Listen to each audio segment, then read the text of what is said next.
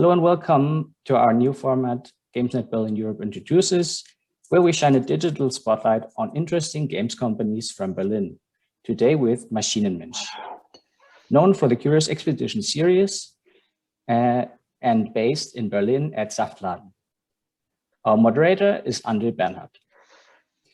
Together with the panelists, he will talk about the studio's history, their achievements, their views on our industry landscape for indie developers, and their plans for the future.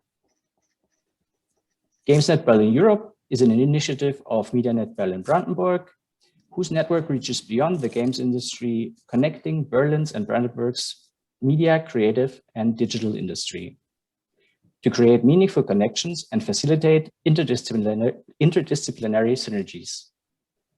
The project is financed by the European Union through its European Regional Development Fund and the State of Berlin, namely the Senate Department of Economics, Energy, and Public Enterprises through its program for internationalization. Then two announcements. We will have in June an online pitching workshop for game developers, where you can find more information about it on our website. This is to create a video pitch in a workshop that goes through several weeks in June with a professional pitching coach. And we will have a digital delegation to Nordic Game Conference on May 26th to 28th, which is free for up to 10 Berlin-based companies. More information about that also on our website. Please make sure to follow us on social media and find podcast episodes, event information, and the newsletter on our website at gamesnetberlin.eu. And now, without further delay, please welcome our wonderful panelists, Mascha, Lorenzo, and our moderator, André. Hello and welcome, everyone. Thanks a lot for the kind introduction words, Florian. I'm so happy to be here again, even if it's just a virtual event, to be the host of this fantastic hour that we have upcoming. So buckle up, get yourself ready, get yourself a coffee, beer, or whatever floats your boat, and join us for this nice little talk with a fantastic team of Maschinen-Mensch. I mean, Lorenzo and Mascha, as Florian mentioned before. Yeah, my name is André Bernhardt, and I'm the one and only indie advisor and company. That's the company that I run. I'm offering external business development for smaller developers. And also, yeah, sometimes I do moderate events like this. And I'm super happy that Mascha and Lorenzo showed up, as well as the attendees that I can see all here in the little attendee window. So random shout out to Jochen, Laura, Lennart, and Inke for joining us today. Great that you are here. Yeah, applause, because this show would be nothing without you. But without further introduction of myself, please, Lorenzo and Mascha, go ahead and tell us a bit about yourself, who you are, and what you do at Maschinen-Mensch. And as it's ladies first, Mascha, please, the stage is yours. Okay, fair enough. Hello, my name is Mascha. Camino, I'm a game designer at Maschinen-Mensch, and I joined the team as a working student, I think 2019, if I'm not mistaken. And yeah, I started working on Curious Expedition 2 with the team. And then later on stayed after I finished my bachelor thesis in game design. And I do also run a lot of events happening in Berlin, not today and not during the pandemic, unfortunately, but usually you find me on lots of events like the Talk and Play I can do with Lorenzo, or the Indie School Trip, or the Femisphere, and a bunch of stuff. And yeah, I'm super happy to be here and to talk a little bit about Curious Expedition. Nice. Glad to have you on board. And who are you, Lorenzo? Good question. I ask that to myself every morning day. After waking up. My name is Lorenzo Pilia. I'm a producer at Maschinen-Mensch, and I've been working with the company since the very beginning of 2019. I also work as outreach manager for Codex, which is a project management tool for game developers. And the two companies, Maschinen-Mensch and Codex, are related. And yes, and I've been doing in the last few years, I've also been involved in the organization of a few events. Like Mascha said, we do talk and play together here in Berlin, and in the past I was also the program manager for the Amaze Festival in Berlin, among other things. And yeah, happy to be here today. Thank you for having us. Happy to have you all on board. Sadly, as I mentioned before, it's a virtual event, so we can't really see you and whether you're having fun here or whether you're enjoying what we're saying. Therefore, please, I recommend use the chat function that might be there now. I think it might be on this side.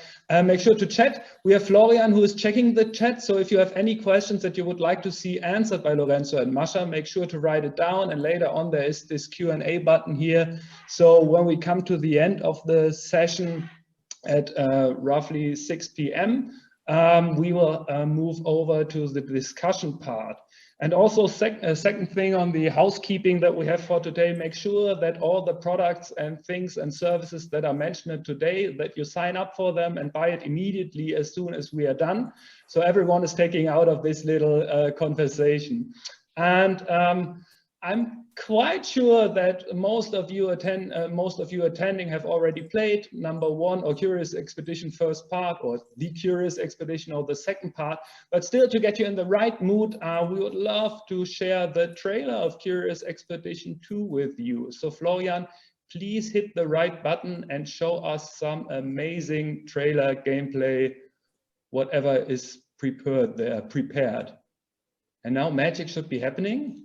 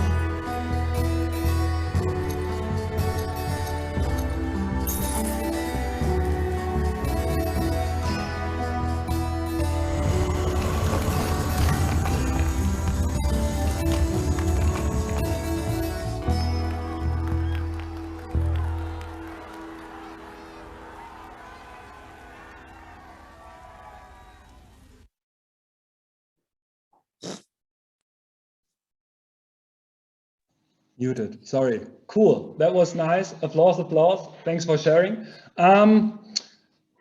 We have a very special situation or premiere here today for the first time, as we are actually talking to the team, or Lorenzo and Mascha, none of the founders of Curious Expedition or of Maschinen-Mensch, but are just regular members of the team itself. I mean, that's a special situation, because usually if people get invited to be on stage and someone present what they are doing, it's usually the founders that are taking stage first. But by giving team members the opportunities to represent themselves and the company, this already sends a strong signal about the company culture, at least to me. Before we come a bit more, or before we go a bit more into the company culture, I would love to know, okay, when did you get involved a bit more in detail with the team of Maschinen-Mensch, and when did you join the company, and what was the reason for you joining Maschinen-Mensch itself? Maybe Mascha, I take this first, since I'm sure. Chronologically maybe a bit more involved. So while I joined the company Maschinen-Mensch at the beginning of 2019, I've been knowing the founders, Johannes and Riyad, for quite some time. I think since 2014. So actually, basically at the Talk and Play event that I co-organized, basically they were one of the first speakers, I think. So that's basically the first time we met. Before the game was even out, they gave a talk at Talk and Play.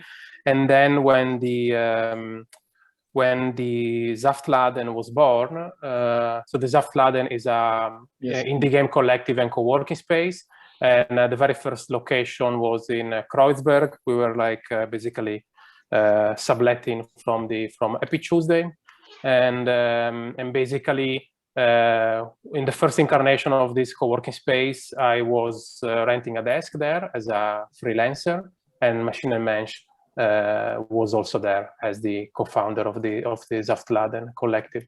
So basically, we've been sharing the office since quite some time, and then at some point, once Maschinen-Mensch decided that they would be working on a sequel, and once they secured the funding, they basically asked me. They asked me a few months in advance. They said, "Hey, we're going to expand the team from just the two of us to a larger team, and we would like to ask if you'd like to join as a producer." And then I said yes, and then basically that's how our collaboration started. Yeah.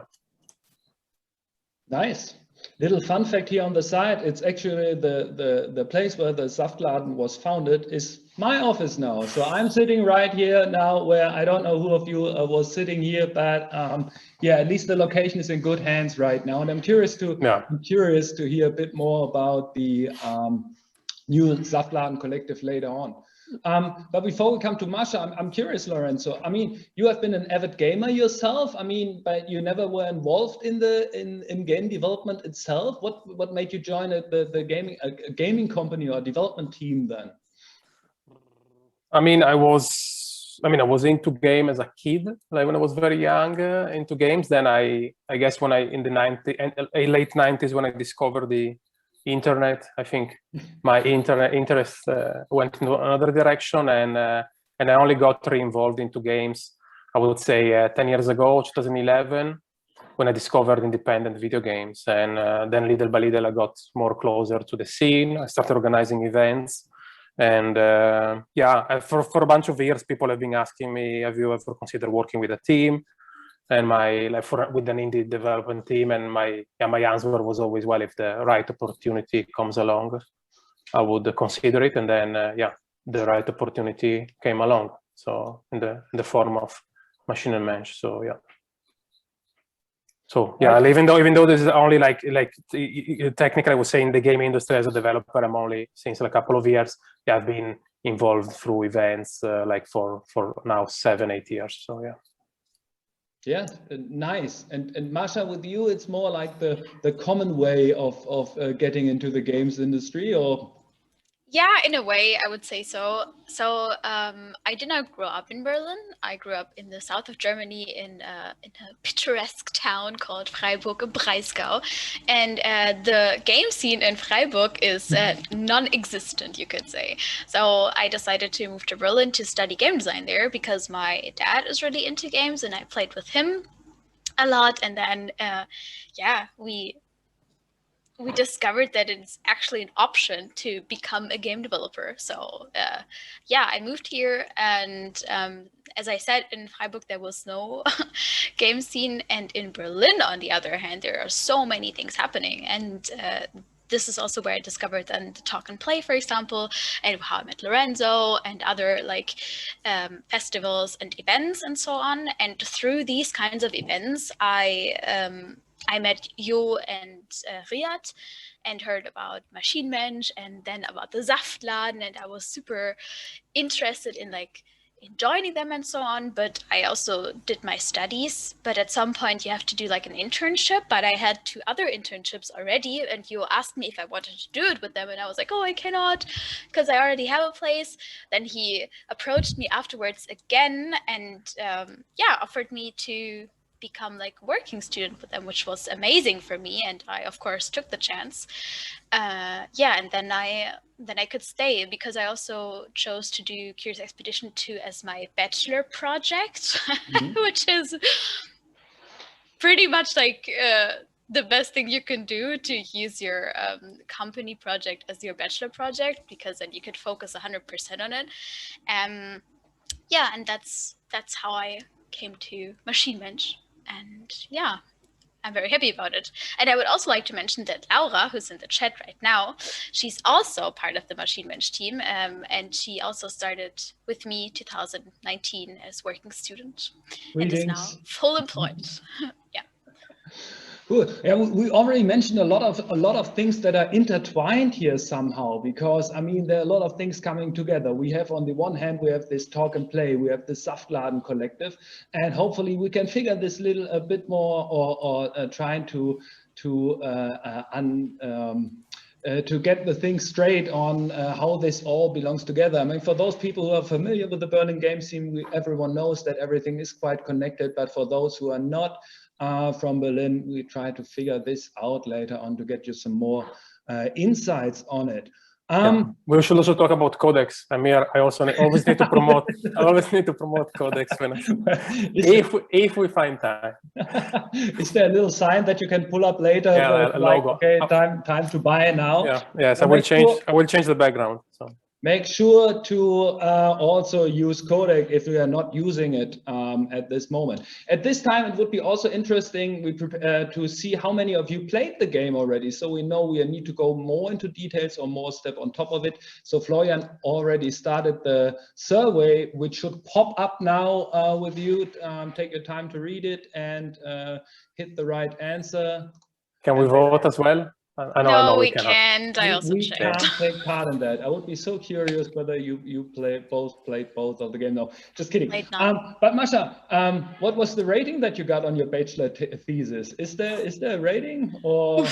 It was pretty good. Or do they use Metacritic then for just? Yeah, the thing is, Riyad was my second advisor, and you would think, okay, your boss is probably going to be pretty nice, and it's going to be very easy going on you, but he's not. He's very strict and read my thesis very thoroughly, and was very strict with everything. No, but in general, I got a really good rating. I don't know, I was like 1 point something. Okay.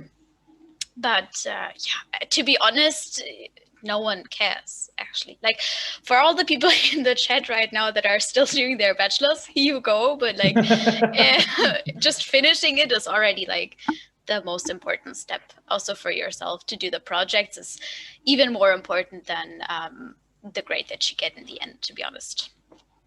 Oh, there are the results incoming right now. 59% of the people didn't play either part 1 or part 2 of the game yet. I'm surprised. I thought everyone who will be joining today played the game already. Yeah, but we were talking about it in detail quite soon. So yeah, both of you joined the company. I mean, the original founders are Riyad. I always use his nickname DJ Emily, but it's Jmeli, I guess, if I pronounce it correctly, and Johannes Christmann. Can you tell us a bit more about the company culture? What makes Maschinen-Mensch a special place? What was the reason for you to join it then in the end? Was it the personality of both of the founders, or could you say anything about that? Yeah, I think was it maybe simply the money? No, but I think one thing that is certain to say is that you and Riyad are very open-minded, and they are also very open towards like juniors and people that are new to the industry, and they are very, very supportive of like, if you're struggling or if you feel like everything is overwhelming right now, then you can always like go to them and talk about how you feel, and they will do something about it. It's not just that they listen and they're like, oh yeah, okay, something will for sure change. No, they actually like, they do care, and that's very nice to see, because in the games industry there are often times where stuff is overwhelming and very stressful, and I think that was really good for me personally to see that that my bosses, they do care about their employees and their mental health and how we feel in the process of like making a game all together. It's not just they say do this and that and then we have to deliver, but it's really like a coexisting. Even though I have not nearly as much experience as they have, they do value my opinion and the angles that I bring to the company. That's really cool, and I think that's not too common, to be honest. Yeah. What Masha said, yeah, it was really like for me primarily. I mean, having known them for quite some time and shared the office together, I knew they were like very nice people first of all, and working on like interesting projects. I mean, the games primarily, of course, and which I think both Curious Expedition games are quite unique type of games, especially in terms of like the game design, how they mix this unique mix of different genres. And also for me it was always very nice to see how they're very committed also to supporting the local community, different types of initiatives, and and beyond making games, also they're open also to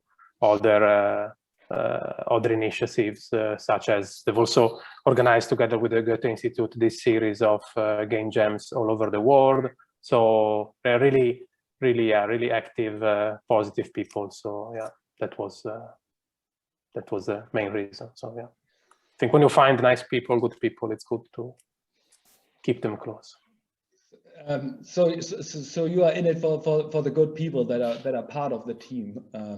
As far as I got it. So regarding the size, what's the size of Maschinen-Mensch right now? How many people are working? Are we still talking about the usual 3 people indie team, something like that? Or what's the size of the company right now? Official full-time, we're 8 plus external collaborations for music, sound design. But yeah, basically full-time employees, 8. Okay.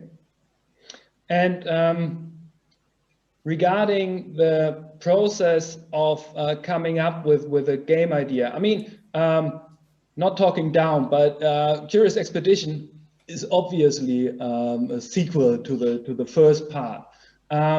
Can you say something about the development process of Curious Expedition 1 here? Was it like a stroke of genius where people came up with the idea of having this 19th century expedition simulation? Or is it more like you and Riyad sat down, did some market research and thought, this could be the niche that we need to enter to make some money? What's the approach on that on Maschinen-Mensch? Yeah, so I mean, you mentioned at the beginning, Andre, both Masha and myself were not the funding members. We were not there right at the beginning, but myself, I mean, in my role, which is a bit atypical, I mean, my role as a producer, I take care of a lot of different things in the company. I'm also, you were mentioning yesterday when we did the rehearsal, also you defined it a bit, I'm the ghostwriter, like now when it comes to writing, for example, like that's what I didn't want to mention, but now as you said it. I'm out, I'm coming out, I'm the ghostwriter. Now, ghostwriter when it comes to like, for example, like if you're doing like interviews or also press kits. So like in order to support the team, I've been writing and looking a lot into the history of the company. So even though I wasn't there, I know a lot of like the anecdotes behind the making of the even the first game. Basically, the very first idea, the legend goes that Riyad was at the dentist praxis at the office, waiting for the dentist, and he picked up a magazine, and it was about the expeditions of the late 19th century. And that's a bit how the initial idea was like. It basically thought, oh, wow, this could be a cool setting for a game. And it started a bit from there, And at the time, both Riyad and Johannes, they were working at Yaga on Spec Ops: The Line. And at some point, I mean, they like working together, and I think they decided we should, why don't we do our own in the studio and work on a game? And basically, that's how the first Curious Expedition started. There's this idea of this setting of like late 19th century expeditions, and then on top of that, they added basically other influences from comics, as like such as The Adventure of Tintin, movies, of course, like Indiana Jones, but also books like Heart of Darkness. It's really a mix of different influences, and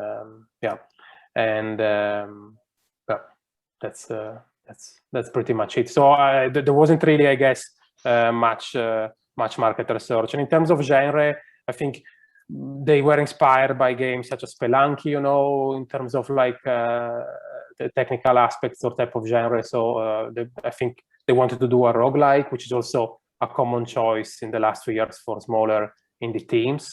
So when you do a roguelike with procedural elements, this means that you can have you can create a game which is perceived as perceived from players as much larger than it actually is, you know. So that's why it's such a common choice for smaller size teams, right?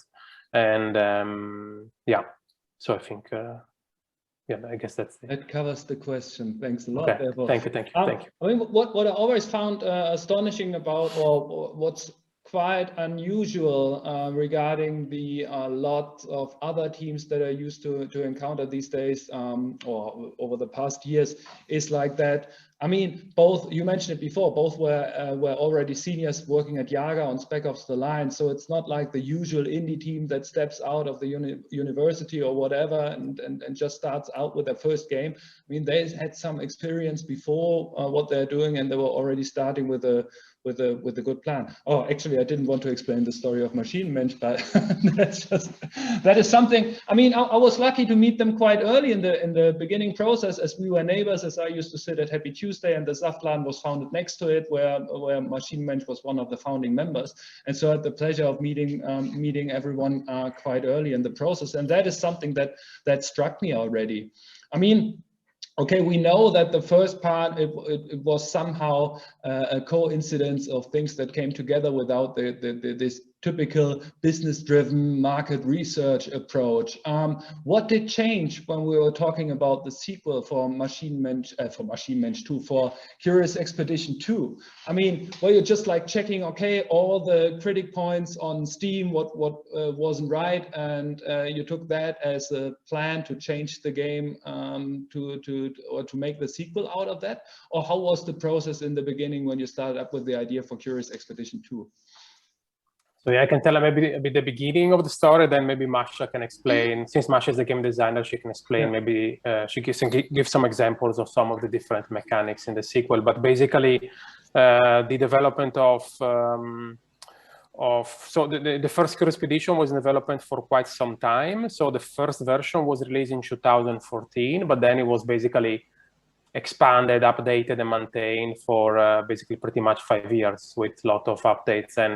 And over this time, you know, it was added like additional content, but also modding support, and also a sort of like online multiplayer mode, asynchronous, and basically through this period of like several years of development, as you can imagine, a lot of ideas came along. You know, different points like, oh, it would be cool if we did that, or what about this? And some of these ideas were implemented in the original game, but some just couldn't be implemented, you know, either for, you know, technical or budget or scoping, you know, and so, but still, Riyad and Johannes, they kept note a bit of the things they would have liked, in an ideal world, the things they would have liked to add to the game.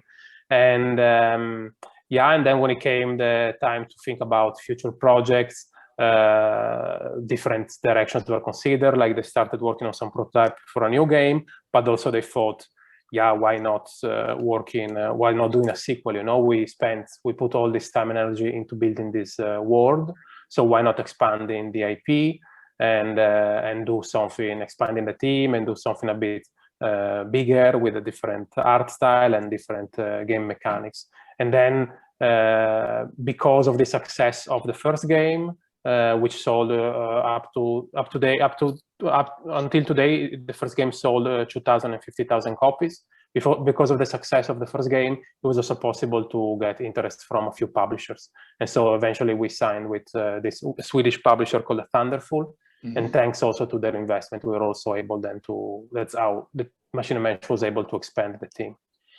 And actually, speaking of the sales history of the first title, I'm going to share with everybody here who wants to check it a link here in the chat. So there's an article here where Riyad explained very much in detail the entire sales history of the game. So how many copies were sold every year, and on which platforms and so on. This, I think, it can be quite interesting for the developers. Definitely super interesting read, and because very often, everyone is curious about numbers and sales figures and everything, and no one is really sharing these data. And especially for indies, it's difficult to find out any numbers to come across, since Team Spy is also not working anymore. And that is a super deep insight into the sales figures. So highly recommended to read that. But now we got the marketing answer by Lorenzo. Thanks a lot, therefore. And now I'm curious about the game design insights. Yeah, please, Mascha.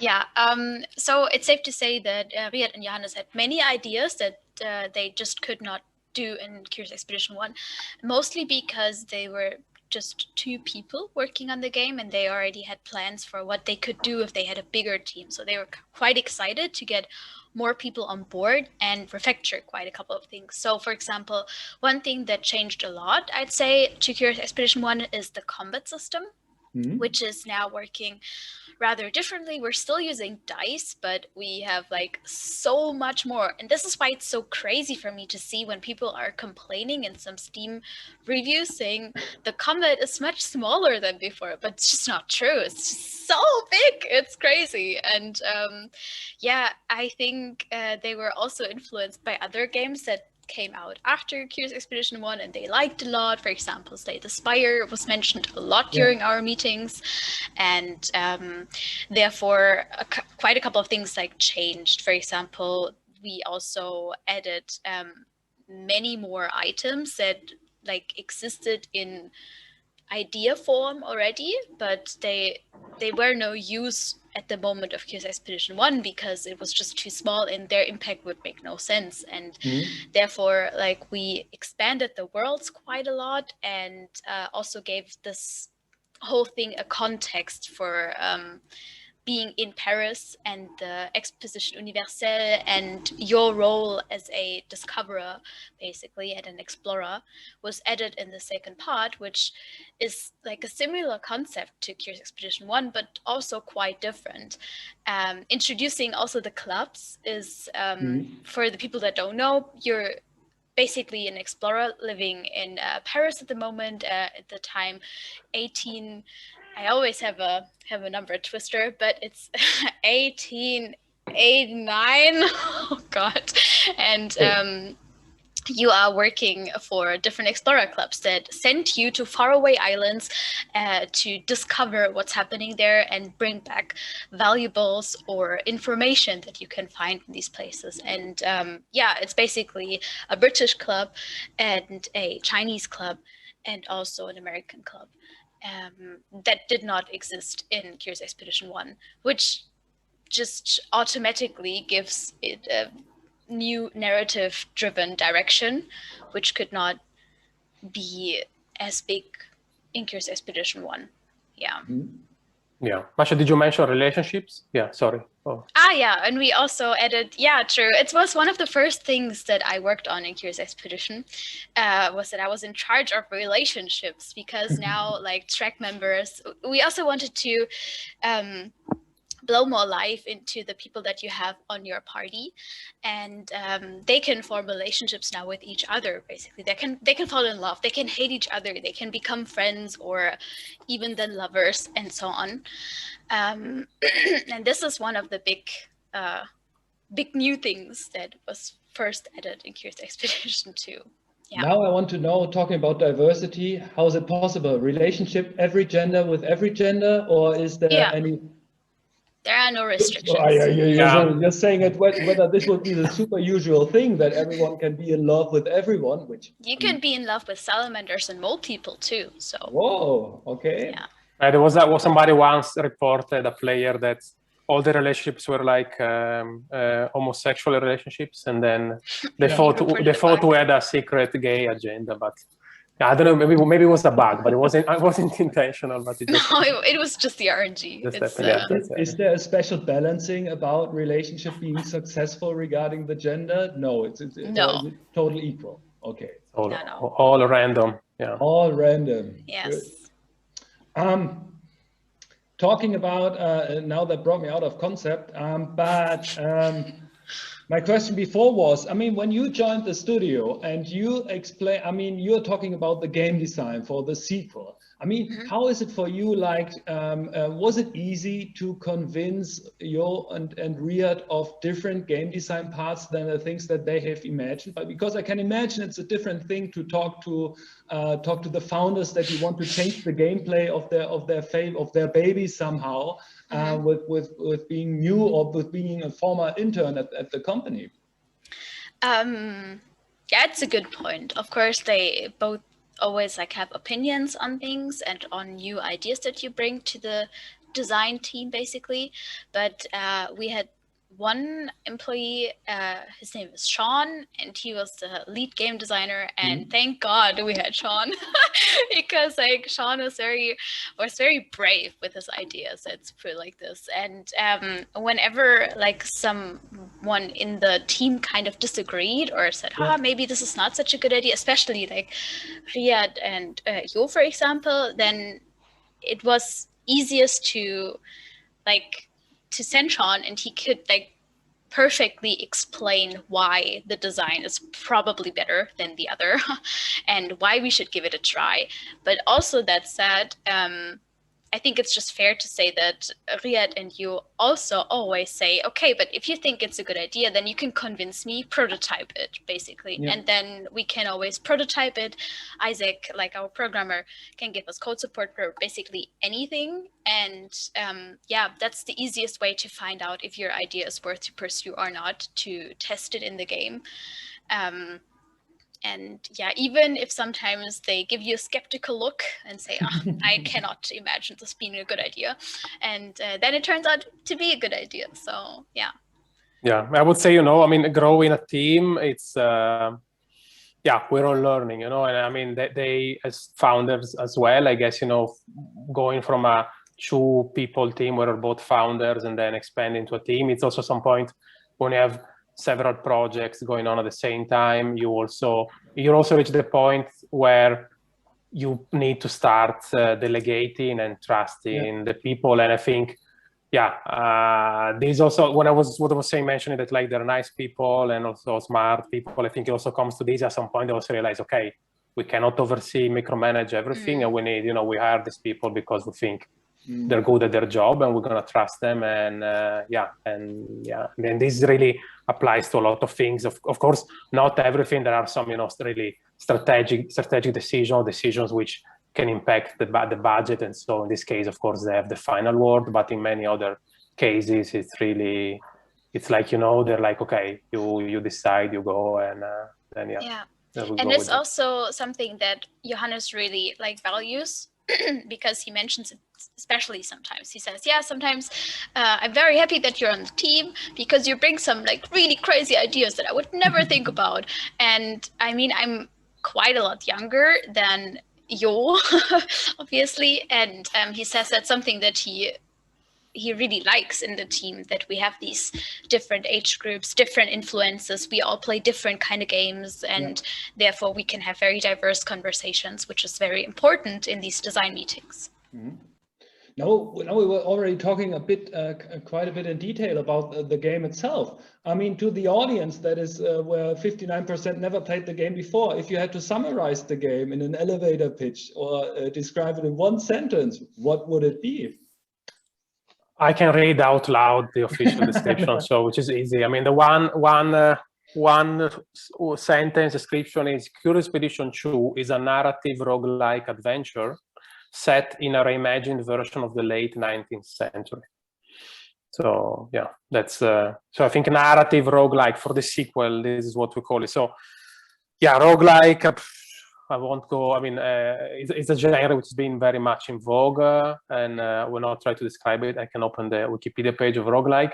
I was looking to describe it in your own words. I wasn't prepared that you got the sentence already written next to your monitor or display or something. Yeah, no, I keep it open because otherwise sometimes I blank out. Maybe, but then for the free version description, maybe Mascha, you can give a try. How would you describe it? Yeah, thank you, Lorenzo. You're welcome. Totally. You're welcome. I'm gonna drink some water. Yeah, I'd say Curious Expedition 2 is probably the come to life game of Tintin, Indiana Jones meets Jules Verne comic, basically, that you can decide what to do. So because it's so hard to summarize, because it can go into so many directions, totally depending on what the player decides. It can be a completely different game. You could go in the game and just check out every islander, talk to them, and discover all the prey animals and get generally all the animals that are roaming on these islands, or you could also go around and just like basically loot every single shrine and just go back to France. It's up to you. So it's so, we don't give one direction to play the game. We have it open to the player to decide what to do with it. But yeah, maybe André can read out two of my favorites. I mean, it's always hard to talk about your own projects, right, or your own game. So I can read out two of our favorite quotes written by reviewers. One is very generic. It says, "An adventure that changes every time, as if you were rewriting a classic tale." So again, of course, we mentioned some of the influences, you know, and these are like clear. But then I think it's also worth mentioning. It's very own unique kind of story, you know. I mean, also the tone of voice, the writing. I think also the type of comedy, you know, the sense of humor. It's also very unique. And and the other favorite review is, "Few other games let you fall in love with an alcoholic monk." How about that? So that's, I think that also sums it up really well, you know. And that was a thumbs up or thumbs down review. It's 80 out of 100 from PC Gamer Sweden. So. Nice. How did you end up with the distinctive art style? I mean, it doesn't take long until one figures out that it reminds people of Tim and Struppi or Tintin. I think that's the original English name. Yeah. How did you come up with the idea of using this specific art style? Because it's quite a different to the first, difference to the first part. Masha, you can, you know.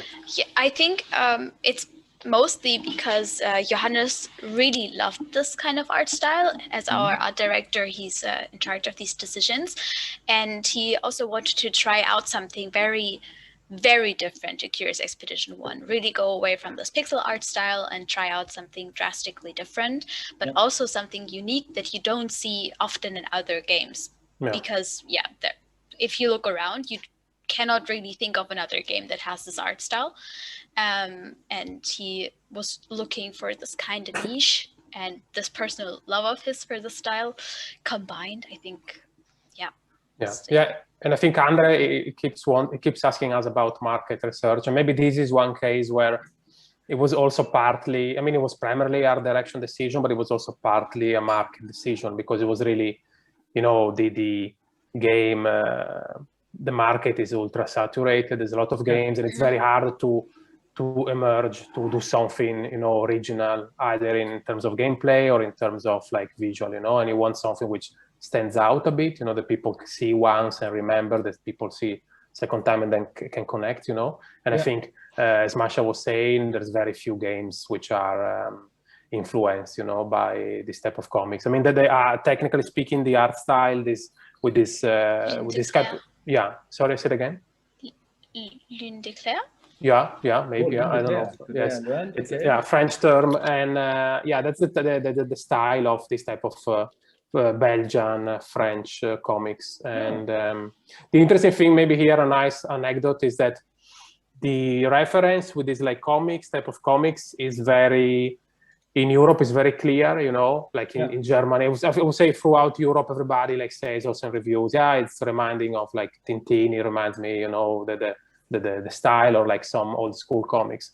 Then one of the biggest markets for the game is Asia, China in particular. And in China, I think they know a bit, like some people know Tintin, but in generally speaking, I would say that they like the art style, or we don't have like Chinese players saying, "Oh, I prefer the pixel art style." You know, generally they're very, it's never a source of complaint. But the interesting thing is that we notice that, especially in North America, the people are often missing the Tintin reference. And they mention instead often, we were like puzzled a bit with some early reviews, because people were saying, I don't like the art style, it reminds me of these educational games or educational cartoons. Basically, there's this cartoon called Magic Bus. I think it's also on Netflix. I didn't know about it. I discovered it after talking with some Americans. And basically, this cartoon and also CD-ROMs from the 90s called Magic Bus, which had type of style. It was like, you know, how do you say, vectorial drawings, you know. Yeah. And so people, like in the US, they don't have the reference of the Linkler, and when I see this type of style, they think vectorial art from the 90s. So for them, it's a completely different connotation, which has been partly fun, but also has been a bit annoying, you know. But again, it's interesting. It's a good reminder, you know, that also, you know, you try to make games or products for a global market, but then it's sometimes hard, if not impossible, to predict how they will be perceived. You know, I mean, a bigger company, you know, if we were, I don't know, Ubisoft, we would have done maybe like a market research in all these areas, but yeah, so. And just to correct myself again, because I got confused with Clair de Lune, which is like basically a music thing. It's like, it's called Ligne claire, which is like clear line, basically. Okay. But in French. Oh, nice. My next game is going to be Clair de Lune. Yeah. Which brings me immediately to the question, how is the community involved within the process? I know community building was part of the Maschinen-Mensch history before, but how do you involve the community actually? Making surveys, I don't know. Share the insights with us, please. Yeah, like we involved them actually pretty much, I think. Maybe even a little bit more than other people, but like we have this Discord server, which is open to everyone, and we decided to launch the game also in a closed alpha, where we invited designated people, like they could sign up on an email sheet, and then we would invite them batch by batch to this alpha, and then they would also get access to the alpha channel on the Discord, where they could provide us with a lot of feedback. And that was, I don't know, it was incredibly valuable to have this from so early on. It's a little bit scary, I think, because you basically show a very unfinished game and you know about all its flaws, and you're a little bit worried about the feedback that you will get because you know that it's not finished. And even though the alpha testers also know that it's not finished, they have like sometimes really high expectations, but that's what is super helpful and important actually. And we have this kind of program up to today, but a little bit different. Maybe Lorenzo, you want to evaluate that? You mean for the... Oh, sorry, André. Before Lorenzo goes ahead, how many people, just to share some numbers here, how many people are roughly on your Discord, active people, or how many joined, so we get an impression of what is the size of the community that's like meaningful for you? So members on Discord is almost 5,000, and newsletter subscribers, I think 8,000. But yeah, so Mascha was mentioning what we did before we launched the early access phase for Curious Mission 2.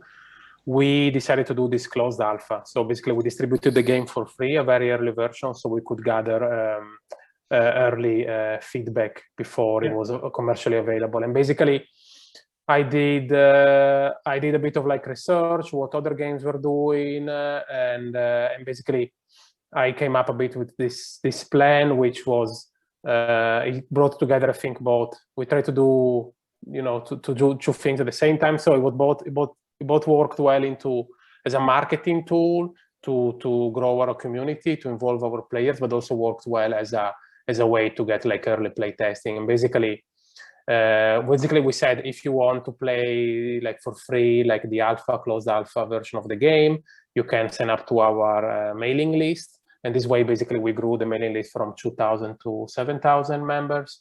And then, that's how the membership of the Discord grew exponentially. So through this closed alpha. And then it was really a win-win situation, because you have type of players who really like to be involved early. And they really, some of these players, really the feedback they gave really helped us bring the game in another direction, you know, because I think, I would say it's true for every type of game that no matter how experienced you are as a developer, you can imagine the game in your head, but until people play it and you get feedback, you won't really know if stuff works or not, right? And even more so for a game like ours, which has a lot of like different moving parts and procedurally generated elements and infinite combinations in way people can be combined. It was really ultra useful to have like as many people as possible to play it, you know, to play test it and give us feedback. And so it really worked for us, it worked for the players because they felt involved directly, and yeah, so it was. Yeah, and I'd also say they actually like really influenced how the game turned out in the end, because like some designs were completely thrown over after giving it to the playtesters, and then after 3 weeks or whatever, we just decided, okay, this does just not work out, and then we will rework it. And it was not just small parts here and there. Some were really like big features that we tested and then decided, okay, they just don't work out. And this is also a very important part of game design, to not get too attached to your ideas, because at some point maybe you will throw them away and rework them again. Would you say that is some because I had this question here on my little questionnaire about what the secret sauce of Maschinen-Mensch is, trying to figure that out. But would you agree by saying that sharing early and often quite a lot of gameplay is one part of the success story of Curious Expedition itself? Yeah, I would say more like, sharing early, but more of that is also being. I would say, like with the first game, it was in early access for quite some time, so it's more than, it's sharing early and also being prepared also to receive, I'm not saying necessarily harsh feedback, but sometimes, there's something you really like, as Mascha was saying, sometimes you really attach to some ideas and you need to be open to let it go, or to change it considerably, So I think it's more, I think one secret sauce would be this, to be open to change things and to iterate, not to say, okay, I had this idea, this way, things should work in this way, and then I'm not going to change this ever. So. And how do you avoid to step into this classical problem of, by making a sequel, I mean, tailor or tailoring it, especially for the hardcore fans, which makes it then less approachable for people who are not familiar with the first part already, but to keep the funnel open somehow to attract new people and not make more about more of those things that your hardcore fans request. I think this is a very ongoing conversation that we have basically in every bigger design meeting where we introduce a new feature that we want to add into the game. We also often ask ourselves, okay, like, who are we addressing with this feature, and who would benefit the most from this? And like, is it really important to add this now, and should we prioritize it or not? But because we have a lot of hardcore fans of Curious Expedition 1 that were sometimes a little bit upset with some decisions that we took, but other decisions they really loved. So it's not just one recipe where okay, they're gonna love this and they're gonna hate this, because you just have no idea. And Johannes also is really an advocate for keeping an open mind for new players, and also making the game not too hard, because Curious Expedition is quite hard, but we also introduced like different game modes where we can then address different kinds of players, like the easy or the tourist play mode, which is like heavily narrative, and the normal, and then the really hard Iron Man game mode. And with these kinds of decisions, we try to address different kinds of player groups, so that all of them can enjoy the gameplay that we have, but in their own pace, and they're not forced to play the game in a very certain kind of way, because we don't want to exclude a certain group because they didn't play the first game and know every single item by name or whatever. That was really important. Yeah, sure. I mean, we wanted to, with the sequel, the goal was to expand the audience, and make it approachable also to new players without having played the first game. And it was really like, if you see the very first notes, like the very first design document for the sequel, one of the main points was higher accessibility, and also to make also the game basically console ready, So because the first game was released on Steam and on desktop, and it was only converted, then ported to consoles after 5 years, whereas the new game, also thanks to the partnership with the publisher, with Thunderful, we knew since day one that it would also come to console. So this was clear, it was budgeted, and so while we are right now, it's unavailable on PC, on Steam, we're already working on the console. And since day one, a lot of the decisions which have been made were the design decision, interface decisions were made thinking about console. So, for example, when Johannes, as an art director, he made the first sketches for the user interface, for the way the text would be placed on the side of the text. I remember very early on, he did a test and on a Switch, you know, he put the screenshot on a Nintendo Switch and it's like, is this readable? Yeah. So it was all done already thinking about that. So since day one, so yeah. Yeah, but actually your question is very good because it runs even a little bit deeper. Well done, André. Because it's very easy to give in to the feedback of like these really hardcore players, to think, oh, but they know so much about the game and their opinion matters more than others. And I don't want to like devalue hardcore players at all. That's not what I'm saying. I'm just saying that you should value all the feedback equally and not easily just say, okay, but this person, they just know more about it than this person. And that's, I think, very important to keep in mind when you read all these texts that you get from different kind of players. Absolutely. I mean, 100 years ago, I used to work on the Anno series, and I know about how easy it is to give in to your hardcore fans about them complaining when something new comes along. It's a nightmare. I got like still 1 million of questions, and looking at the watch, I see there are only 4 minutes left. So I'm trying to focus all the time. What are the most important things that I still want to get to know from you before time is running out? First of all, please talk a bit about Devolution, or was it called Devolution, the event? Devolution is one event. The Evolution. No, the thing where it was possible, where you shared the first version of Curious Expedition in all different stages of development. That was the Evolution. Devolution, yeah. Yeah, okay, cool. Oh, that's so funny. I didn't know that we would talk about Devolution. Yeah, I'm also one of the co-organizers of Devolution, but it's like it's an event where we showcase different kinds of game versions from version 0.1 to version 1.0. And Curious Expedition 1 was one of the first games to be exhibited there. It was in the University BTK, Berliner Technische Kunsthochschule. Now it's called University of Europe. But yeah, it's I'm not entirely sure. Maybe I went to this question too fast. I'm not sure what your question was. But Johannes and Riyad exhibited Curious Expedition 1 there, and Chongo Baranyai is the person that persuaded them to basically show the game there. He's the head of game department, right? Yeah. At the school. Yeah.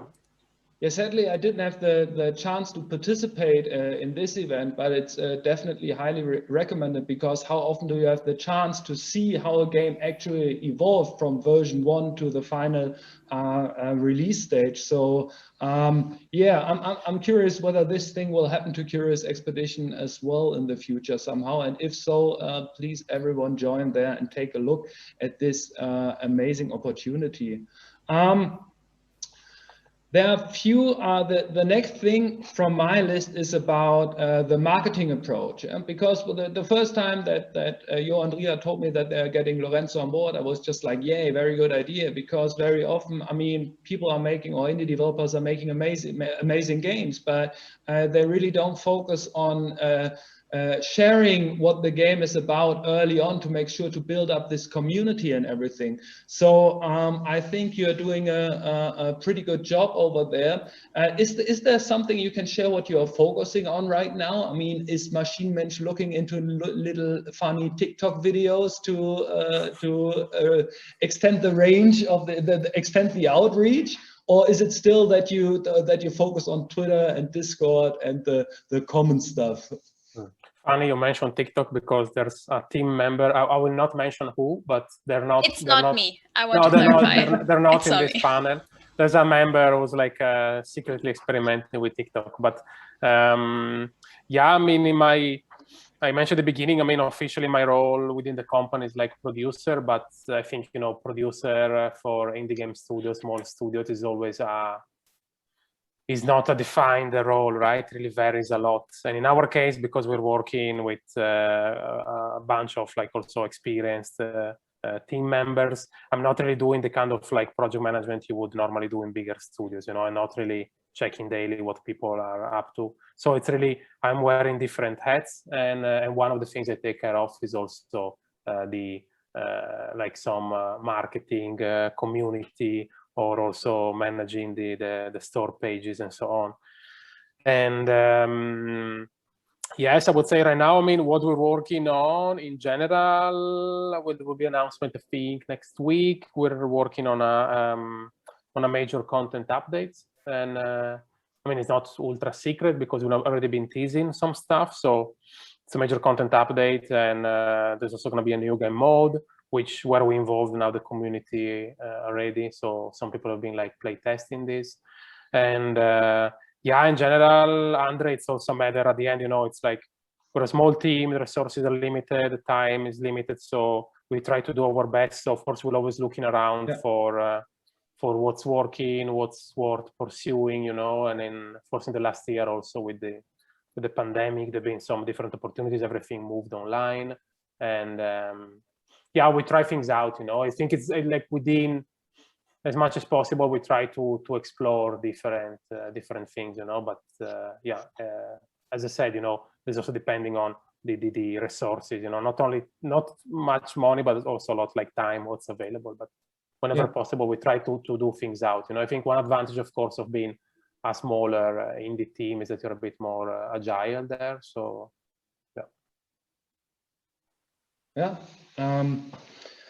Before we come to the future of Maschinen-Mensch, I will slightly encourage the attendees to shoot out their questions, because I will slowly start to involve the first questions that popped up already by Matthias, because there was also something on my list. Talking about ethics in game design. Is that something that is one of your core game design pillars? I mean, maybe we can combine it in like ethics and diversity to do things different here, or to have a special eye on this on these things while developing games.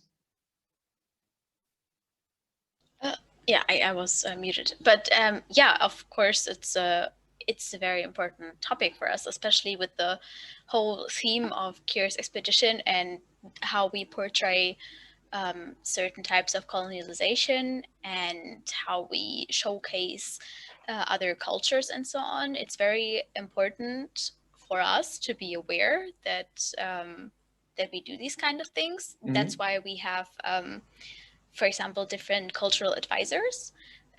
Especially for the Chinese market, we work closely together with someone who we can show ideas to and then get feedback for certain kinds of things, and yeah, have then meetings about it and discussions. And we also then listen to feedback that we sometimes get from players that are maybe critical and say, maybe you're too loose with this, or maybe you should, you know, be more harsh with some decisions that players take. But yeah, also how we portray the different islanders.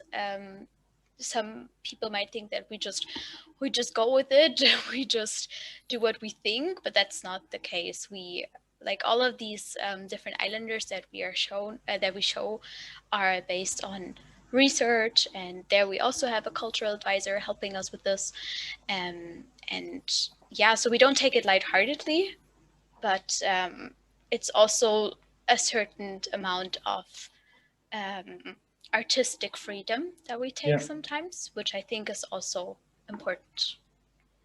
Is there some kind of hidden agenda within the balancing then, if I may ask, regarding, okay, are you encouraging people to behave friendly with the natives that they are going to encounter? Will they get or do they get reward if they are getting especially rewarded if they steal everything from them? Is there something like that, or is that completely open to the play style of the people playing it? Well, that was a bit of an issue with the first game, right? That it was not basically the way to be more successful in the first game was to plunder, you know, to steal artifacts as much as possible, to to kill wildlife. You know, if you want to score high, this was the way. And actually, this was the way to win the game, the first game. And actually, one of the big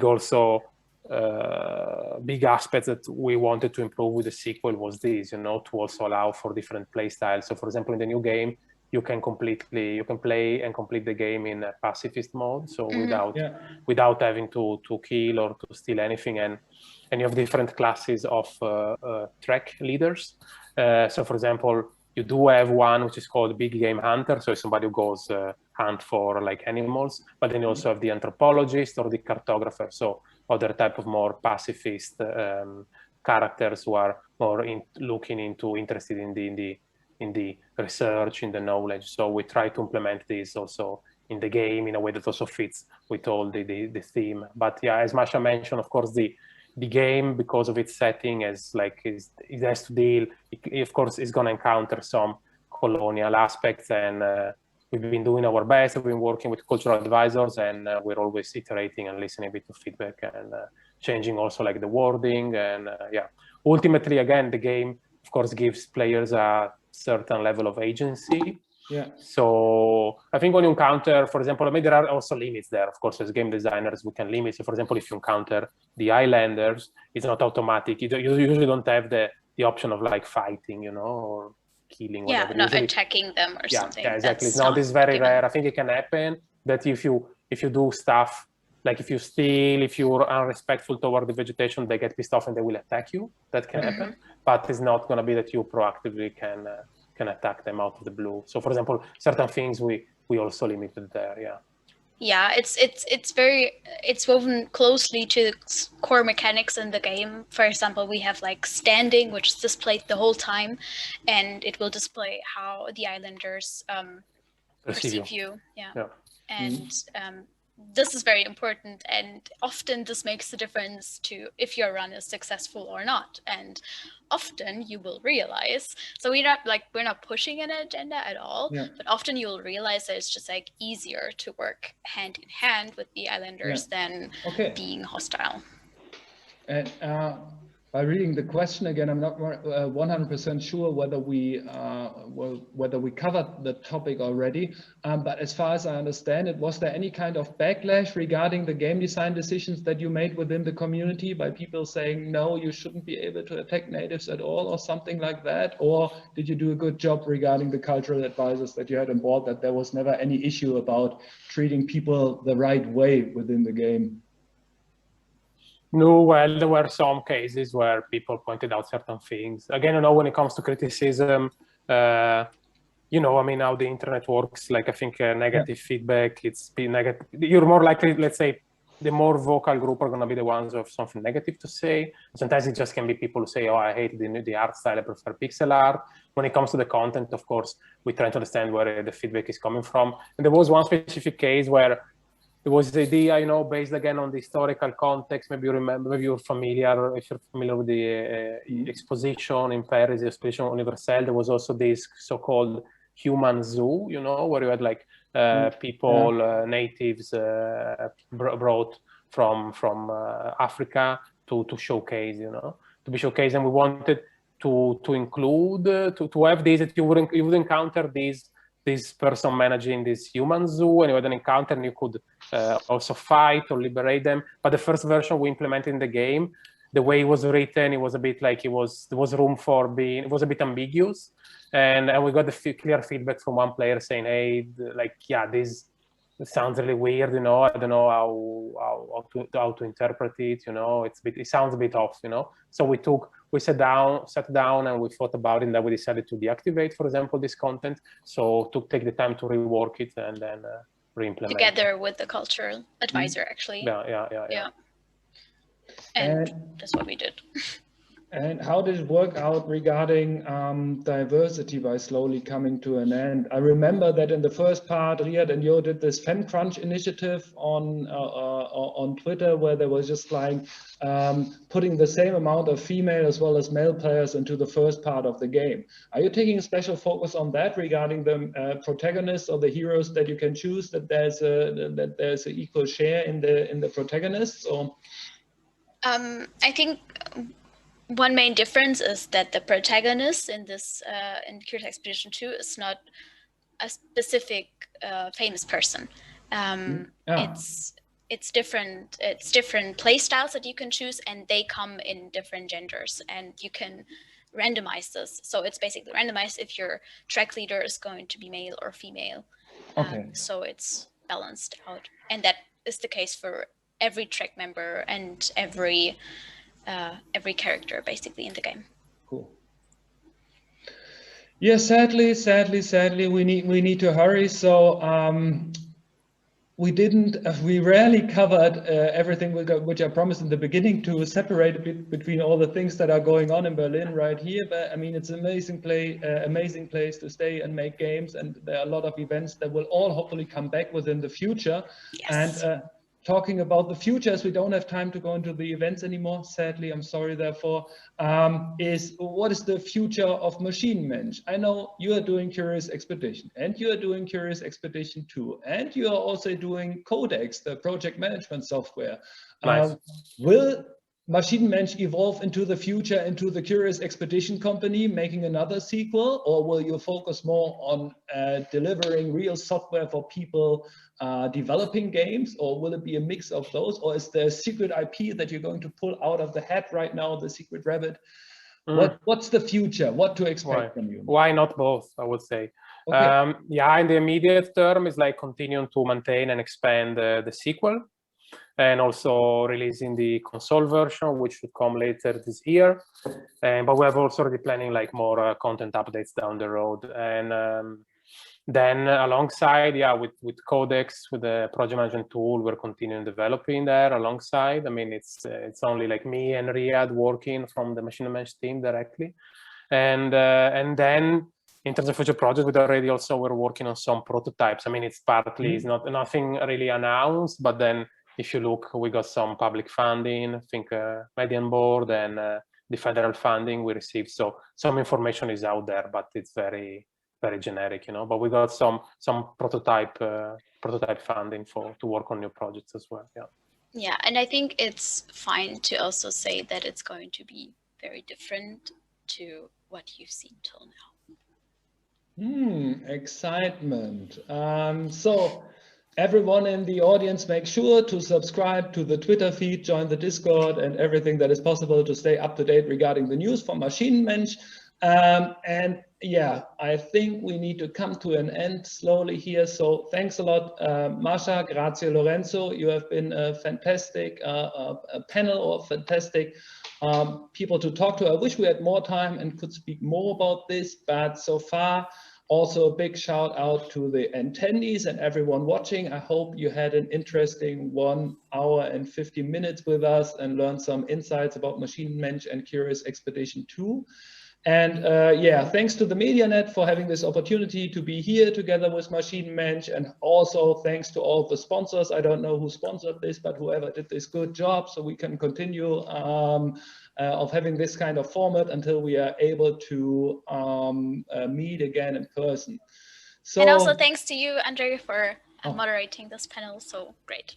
Thanks a lot. It was a pleasure. Somehow is sharing Steam keys here within the chat. Make sure to grab one and be the first one to. Yeah, they're real.